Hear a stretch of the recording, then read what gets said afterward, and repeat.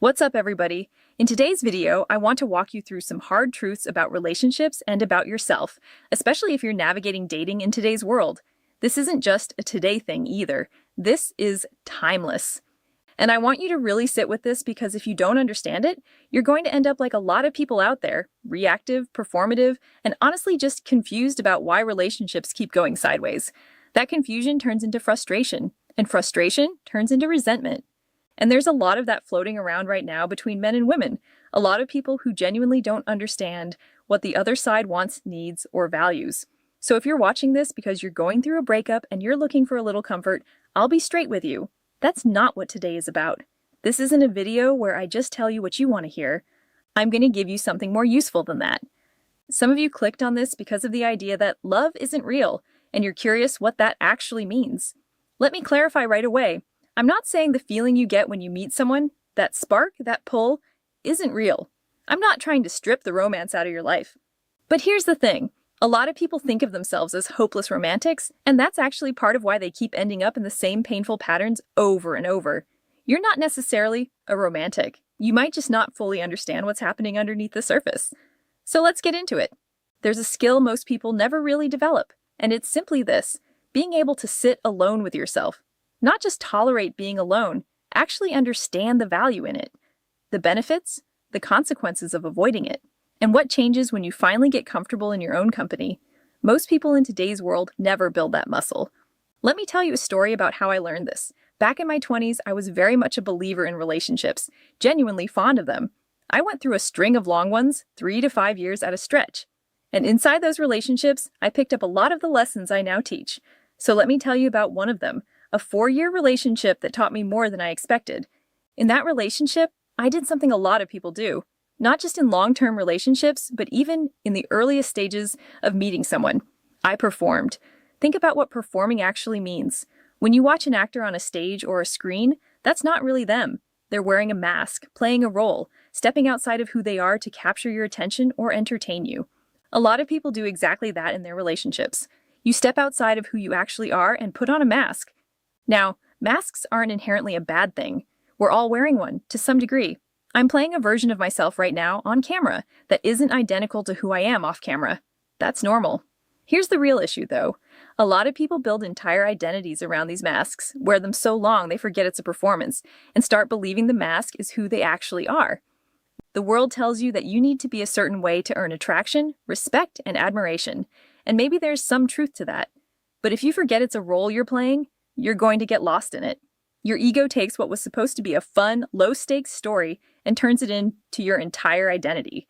And then, the moment someone doesn't validate that story, you fall apart over it. Let me break down a few of these identities, because I carried more than one of them into that relationship. The first one is masculinity. There's nothing wrong with being masculine. That's a good thing. But remember, everything starts with belief, and your beliefs shape your decisions.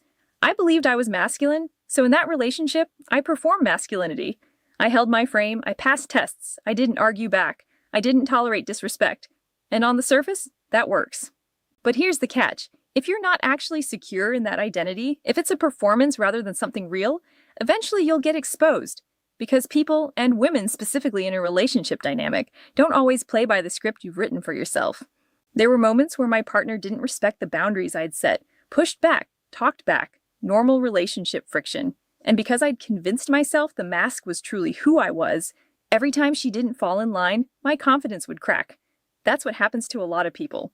You feel strong when your partner is telling you how masculine and secure you are, but the second they stop reinforcing that, you fold. Why? Because you never learned to sit with yourself. You need something external to confirm who you are. It doesn't even matter whether the trait is genuinely true about you. If you need someone else's validation to believe it, it's not really yours. It's still a mask, no matter how convincingly you wear it. Here's another pair: being a protector and a provider. Again, nothing wrong with either of those. They should be part of who you are. But so many people, especially those in long marriages, come to me complaining constantly. I do this, I do that, I take care of everything, I pay for everything, and she doesn't appreciate me. Listen, that's supposed to be part of the deal. What you're actually saying is, I built an identity around being a provider, and when it's not being validated, I get resentful. That resentment is your ego getting bruised because someone didn't applaud you for paying a utility bill. Let that sink in for a second. Now here's one. A lot of people are especially fixated on being attractive. Now, wanting to look and feel good is completely natural, and there's nothing wrong with taking care of yourself. Working out, grooming, dressing well. I do all of that myself. The problem isn't the effort, it's the emotional dependency on someone else noticing it. The moment someone doesn't react to your appearance the way you expected, people start making excuses. She must be intimidated, something's wrong with her. When really, it just means the mask you're wearing isn't the thing she cares about. Simple as that. Back to my story, I'm a naturally fit, put-together guy, and I appreciate that about myself. But there were moments in that relationship, I'd come home from the gym, pumped, a little sweaty, maybe I'd taken my shirt off on the drive home because I knew it would get a reaction, and I'd walk in the door, and she'd just glance at me and go back to cooking dinner. Now, I was secure enough that it didn't really shake me, but there was still that small flicker of my ego wanting more. Why isn't she saying anything? I know she noticed. And that's exactly what happens to a lot of people out in public. You put together your best outfit, you get a fresh haircut, you put in the work, and if someone doesn't react, suddenly you feel invisible. But the real question is, do you see yourself? Have you spent enough time actually acknowledging your own existence, independent of anyone else's attention? If you haven't, you'll always be chasing external validation to feel real. This matters because if you don't understand it, your nervous system calibrates to the wrong thing. It starts depending on approval, attention, and confirmation from something outside of you just to feel like you're enough. And this is where the deeper truth about love comes in, and this is what a lot of you came here for. Let me go back to that isolation period I mentioned earlier.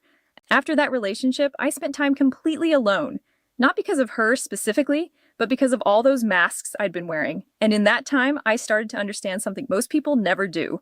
A lot of us grew up on movies, the big romantic sagas, the Disney stories, the streaming rom-coms, and every single one sells you the idea that love is some kind of destination you arrive at, rather than what it actually is. A natural feeling rooted in brain chemistry. When you spend real time alone, you start to realize you can stop needing other people, even while still wanting them. That distinction matters a lot. I'm not telling you to stop wanting connection or desiring someone. I'm saying you can learn to let that desire move through you without it controlling your decisions. Here's an example. Imagine you break up with someone, say she wasn't faithful to you, and then a few weeks later, you find yourself thinking about her again. A lot of people go running back in that moment because they don't know how to let a feeling just pass through them. There's nothing wrong with the desire itself. It's pure. It's human. But it's just an emotion. You can acknowledge it and let it move on without acting on it. And you build that ability by learning to sit with yourself, by no longer needing external things to feel whole. Here's the deeper truth. Other people are often a mirror for whatever void exists inside you. For some people, that void gets filled with money. For others, it's substances. For a lot of people, it's relationships. And there's a reason for that. A relationship gives you something money or other substitutes can't. Reciprocity. A partner can smile back at you. A partner can comfort you when you're struggling. Money can buy things, but it can't replace genuine connection. That's actually why people spend money chasing connection in the first place. So when you feel that pull towards someone who isn't right for you, or someone who's already with somebody else, or someone who's going to pull you off track, you can let that desire pass through you instead of acting on it. That's what happens when you've built the ability to be alone. You still feel the pull, but you respond to it constructively instead of impulsively. And this ties back to needing validation. Remember, other people often reflect the lack you already carry inside, most often the need for approval or confirmation. In my story, I believed I was masculine, so I needed my partner to confirm that belief. But once I did the work of sitting with myself, I didn't need her or anyone else to hand me that confirmation anymore. Why? Because I was doing that work internally, every day, on my own. Now let's get into the biggest idea of this whole video. The idea that romantic love, at least the way most of us imagine it, isn't quite what we think it is. Picture this. You wake up one morning feeling good. But like most people, you're carrying a story about who you are. That's your ego. And most of your day-to-day life becomes an unconscious effort to get the outside world to confirm that story. Say you put on a great outfit, get a fresh haircut, you're smelling good. You've built an image of yourself as strong, confident, attractive, put together. Then you walk outside and nobody notices. Nobody compliments you. Nobody gives you that confirmation that you exist the way you pictured. That can genuinely rattle the story you've built about yourself. That's the mirror effect at work. Now take it further. You're having a good morning, feeling good about the story you've built about yourself, confident, capable, attractive. And then you spot someone.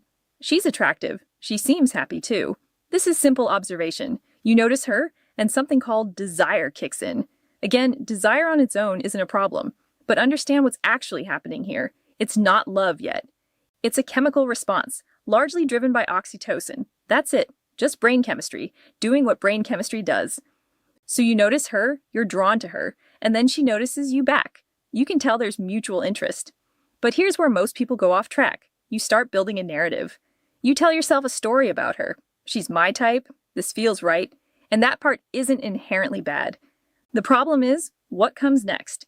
You start layering in every dating theory you've ever absorbed, every red flag you think you've spotted based on how she dresses, or a tattoo you noticed. And suddenly, you've built two separate stories. One about her, one about yourself. Almost entirely out of assumption. This tends to happen specifically when you haven't developed the ability to just be present with yourself, because when you have that ability, you don't overthink these moments. You simply exist in them. Someone once told me they struggled with overthinking and asked how to stop. And the honest answer is, the moment you try to consciously stop overthinking, you're thinking even harder, because now you're thinking about stopping. That's just the ego trying to micromanage your own thoughts. So, back to the sequence. You notice her, she notices you, desire kicks in, you work up the nerve to say hello, and she says hello back. Because that kind of mutual attention feels rare and exciting, you get a hit of dopamine, which starts blending with that earlier oxytocin. And here's the simple mistake almost everyone makes in that moment. You label that chemical cocktail love. That labeling itself isn't the real issue. The issue is what comes next. You decide this person needs to belong to you, permanently. In other words, your ego needs to possess something in order to feel secure.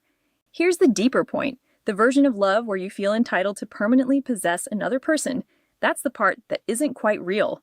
The feeling itself, in the moment, is genuine and wonderful. But the whole framework we build on top of it, the pressure, the possessiveness, the ultimatums, that's driven by a fragile ego, not by genuine connection. Instead of just enjoying someone's company, having fun, building real intimacy, a lot of people turn relationships into an exhausting cycle of anxiety and self-help spirals. Because anytime reality doesn't match the story in their head, she doesn't listen. She doesn't do what you expected. She doesn't validate you. You either try to change yourself or try to change her. You try to control the situation. You start looking for ways to fix yourself, assuming something must be broken. Here's a simple reframe. If you're telling yourself you need to improve, ask yourself, improve compared to what standard? Doesn't the desire to grow already suggest you're capable and worthy as you are, and simply choosing to develop further? All right, I've given you a lot already, but here's the most important part, and I always save the best for last. What real connection with another person actually looks like. There are a lot of valid ways to approach relationships with women. Casual, exclusive, open, committed, whatever structure fits your life. None of those are inherently wrong. But if what you're actually looking for is deep, genuine connection, and I think that's true for a lot of people watching this, here's what it actually requires. The first pillar is presence. That means being able to actually be with someone in the moment without dragging in a mental script of what you expect from the future or what you're still carrying from the past. Your past matters, it's real data, and you should use it wisely. But don't let old wounds dictate every decision going forward. And don't build up an idealized picture of what the present moment is supposed to feel like. If something doesn't feel aligned, that's information, not a problem to force fix. Trying to manipulate a situation into matching your expectations rarely works, because things tend to correct themselves naturally over time. Presence comes from being comfortable sitting with yourself, which lets your nervous system settle so you're not constantly reacting to whether or not someone is validating you. The second pillar is respect. Respect for someone's time, their flaws, their humanity. And to be clear, respect isn't the same as blind acceptance. It also starts with respecting your own time and your own worth. A lot of people end up with partners who don't respect them because they haven't built self-respect first. And often, the same is true on the other side. Respect really is the foundation everything else is built on. Without it, there's no real connection to speak of. The third pillar is compatibility. This means being with someone you're actually aligned with, financially, physically, and most importantly, in terms of values and life goals. And no, opposites don't really attract in any lasting way. There might be an initial spark between two very different people, but that spark tends to fade once the differences start creating friction in daily life. Real compatibility isn't about liking the same restaurant or the same TV show. It's about being aligned on the big things: how you want to raise a family, how you approach commitment, the fundamentals you'll actually be navigating together long term. And the last pillar, maybe the most important one, is choice. A genuine connection is built on the freedom to choose to be there and the freedom for the other person to do the same. That means someone isn't obligated to stay, and neither are you. A lot of people fall into the trap of thinking that once they're with someone, that person becomes theirs to control, checking locations, demanding passwords, needing to track every detail of their partner's life just to feel secure. That's not security, that's anxiety wearing a disguise. If you find yourself needing to monitor and control everything about someone just to feel safe in the relationship, that's worth examining honestly, because it usually pushes people away rather than bringing them closer. Here's the through line in everything I've told you today. Once you build the ability to be alone, really alone, at peace with your own company, everything else gets easier. You develop natural presence and a calmer nervous system. You develop genuine respect for others because you've built respect for yourself first. You develop the discernment to recognize who's actually right for you. And you become someone who can let people come and go freely without needing them to validate your existence, because you already understand a basic truth. You exist. If you're here, watching this, you exist. Simple as that.